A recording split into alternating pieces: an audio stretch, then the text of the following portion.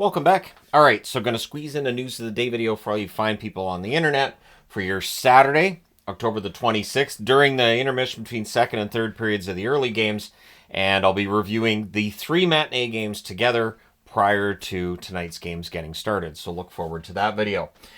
Today, the reason why I'm wearing an Islanders jersey for this video is Matt Martin has signed a 1-year deal with the New York Islanders.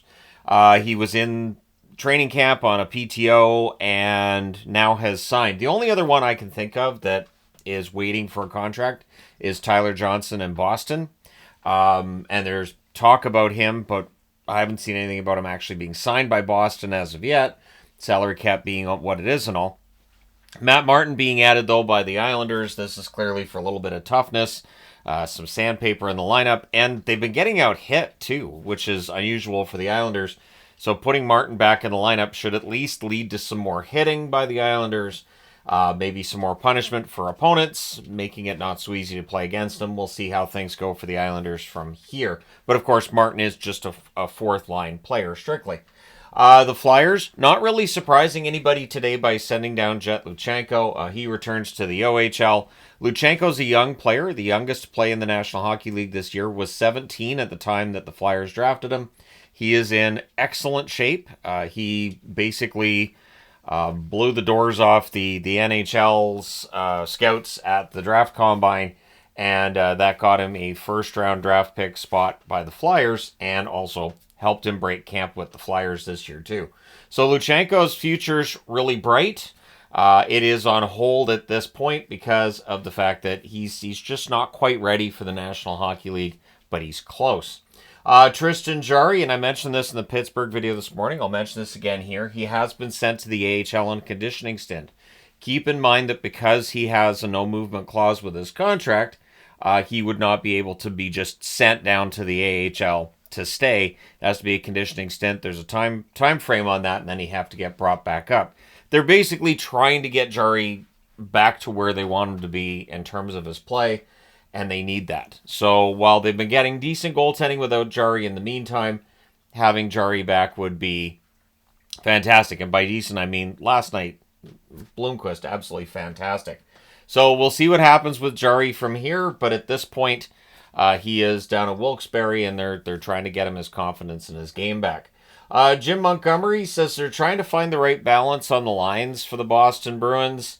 I can imagine it's a frustrating time for them because they're not used to being in this spot where they're 3-4-1 after 8 games.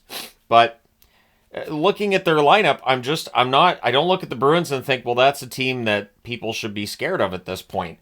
So he's moved Poitras up to align with Coyle and Marchand. Poitras excited to get to play with those two players. It will be interesting to see tonight against Toronto how things go, because both Boston and Toronto come into this game tonight. Neither of them really in a position where they're going to want to take a loss here. And probably, I would think this game has a good chance of maybe getting a little bit testy at some point.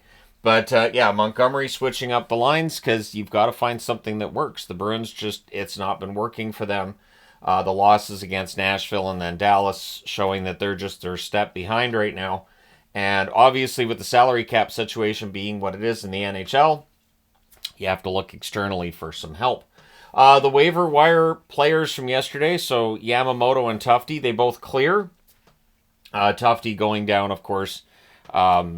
Basically, Jim Montgomery said he'll be back. They just want to get him some reps and all that. But for Yamamoto, we'll see how things go for him in the AHL, and if he ends up coming back up for Utah.